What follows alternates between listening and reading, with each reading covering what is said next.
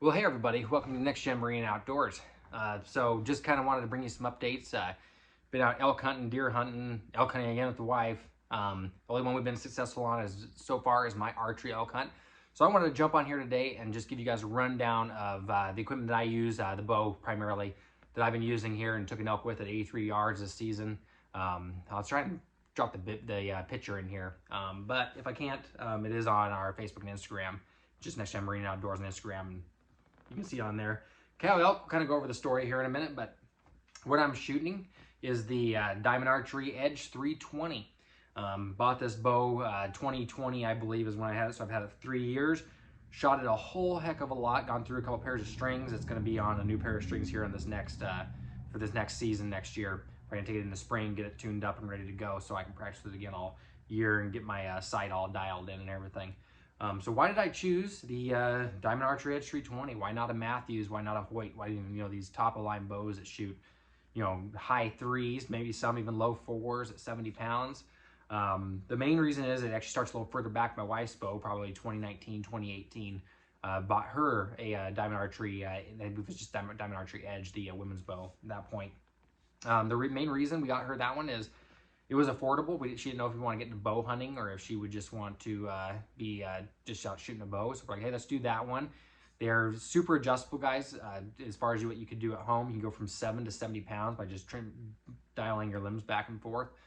They have adjustable rotating cams on here to change your draw length, so you can pretty much grow into this bow. If you have someone young or someone like your wife or anybody that doesn't know if they want to bow hunt, this is a great bow because you can drop that weight down to that legal, 42, 45 pound range for deer, depending on where you're at. And then raise it up as they get used to the bow. And then if you got kids that are still growing, well, obviously you can adjust your length of pull, your draw length. That way you can, the bow can grow into them and they can keep using it. You don't have to go buy, new cams and have professional archery shops have to do this. Not that I have a problem with that. But it's nice to be able to do these things at home, especially when you don't know how invested it's going to be at that point. So I came from a Mathews solo cam, but one of my limbs that actually started to crack, it was a used bow I bought when I was like 19 years old.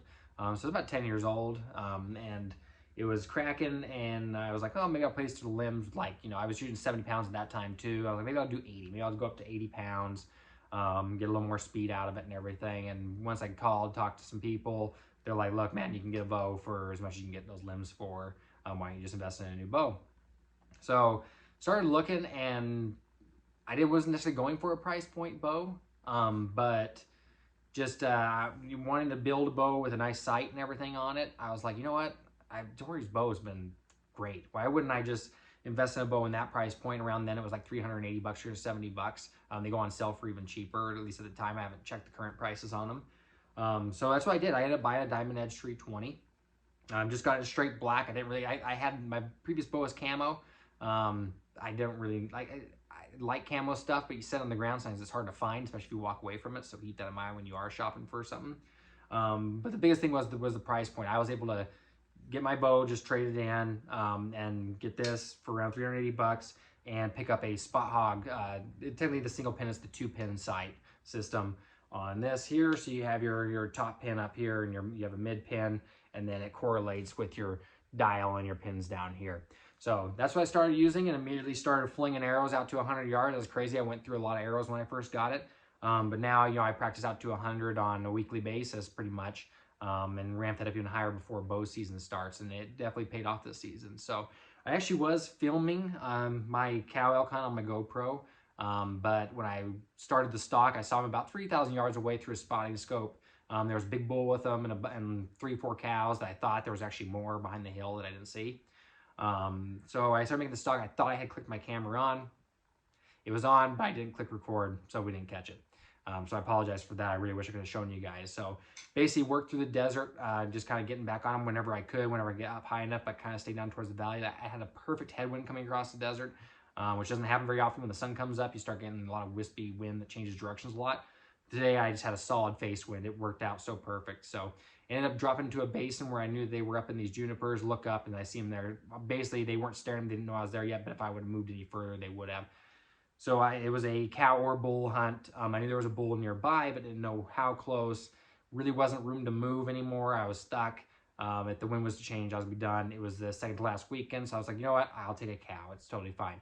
So I ranged her 83 yards. I said, that's doable. I practice all the time. 80 is kind of my cutoff where I want to shoot something at, but I was, okay, 83. So I dialed my spot hog to 83, let the arrow go, and I was a little bit, she was quartering away from me just a little bit, but it went back just a little bit further than I wanted. But so I went through the ribs, didn't hit any ribs, and got into there and ended up hitting one lung. So that was a fatal wound on her, even though it took a little bit longer for her to go down. Basically, just kind of just slow stalked her to find out where she was. And then once I saw where she was going, I looked at the maps. And I was like, wow, you know, I went from being 2 miles away from roads to being like, she's walking down towards a twos track. So went and hiked the 3 miles back to the truck, drove around to the top of the twos track. At this point, I had a friend come in to help me from a nearby town that actually lived there. And so he got out there, and he was on her before I even got over there. So I told him what road to go down. He set up high. He's like, hey, I see her out there. She's laying down. So we had going back up to her, put another arrow in her, and that finished her. You know, it was probably an hour and a half to get her down. So it worked out absolutely great to bag my first archery elk. So just kind of talking about what I've learned in my setup is I was like, I better do this, you know. So I'm not a professional archery hunter or anything like that, nor have I done a ton of archery. I've done a ton of archery hunting. I've had not very many successful archery hunts outside of my deer last year and this elk. So after doing that, I have total faith in this bow. As far as, you know, enough power to take down an elk. You know, 83 yards is pushing the envelope, guys, on any bow, unless you practice a ton and your setup is, you know, completely dialed. I was using my arrow setup is Easton Axis 5mm. The 340s for my bow, you know, cut to my length and everything. This is one of my practice arrows here. Yeah, and then on my tip, I don't have one with me here, but I use the Schwacker 100 grain broadheads. The reason I use the Schwackers, and I like expandables so much, is you basically can go from field tip to your expandable, and your arrow is going to shoot basically the same. Now, you want to confirm that and shoot your bow, but mine shoots exactly the same either way because that's so folded up. The Schwacker has great penetration on animals, even with, you know, something that's 320 feet per second. New from the factory. Obviously, I'm probably not shooting 320 feet per second, I would assume, with my strings are a little stretched and everything need to be replaced. So, but anyway, so Schwacker broadhead, went the 2/3 into her, killed her. Happy story, right? The Schwackers, they work amazing. They penetrate, they get through the hide typically before they open, and that helps your penetration there, and it dumps all the energy and all slicing in there. So it actually did quite a bit of carnage once it was in there. She was, of course, pushing it back and forth and cutting up everything inside of her there. So yeah, my faith is definitely, I'm good with expandables. The naysayers that say, you know, you don't shoot a scapula, I get it. Okay, end of story, don't shoot a scapula. Anyway, so great penetration, great arrow. I've used this since I bought these bow. I got my first 6 with it, and basically I've stuck with them because they've done fine. So I practice all the way up to 100 yards. Every time I'm out practicing, 20 to 100, 20 to 100, 20 to 100. 70 yards, 80 yards is about my max I want to kill something at. Obviously, I was pushing that with this elk, but there was nowhere I could go. So I figured, you know, you miss 100% what you don't shoot at. But anyway, so we ended up hitting her and taking her. I had the utmost confidence that would happen, and it was truly an amazing experience. So I'm not sponsored by Diamond. I don't have any affiliation with Bowtech, Diamond, and any of this stuff. I just wanted to talk about it because I've had a very, very positive experience with it. Again, you can get this bow, you know, high 3s, and it's going to come with, you know, a 3-pin sight and a scabbard or quiver. Sorry, not scabbard. I've been using scabbards on horses recently, so scabbard's kind of been part of my vocabulary recently. So you got your quiver. Spot Hog sight runs high 3s, so, you know, I'm in this bow for $600-700, and it has shot, I would say, as good as some of the lower poundage high-end bows, such as your no cam and stuff like that. I have just as much confidence in this. It is a little bit louder to shoot. You do hear a little more string slap than you would with some of those bows that are tuned not to do that. You know, and I've heard some very quiet bows. This is not as quiet.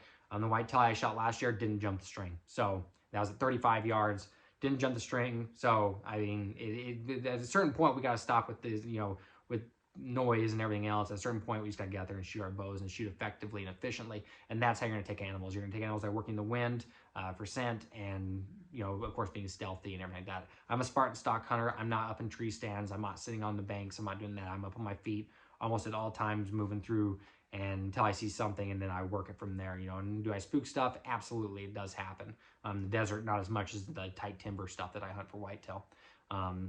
So basically I got my elk. We haven't really seen any bucks this year. It's been really tough to find deer. It's been warm. It was 70 degrees on the start of Tori's elk hunt.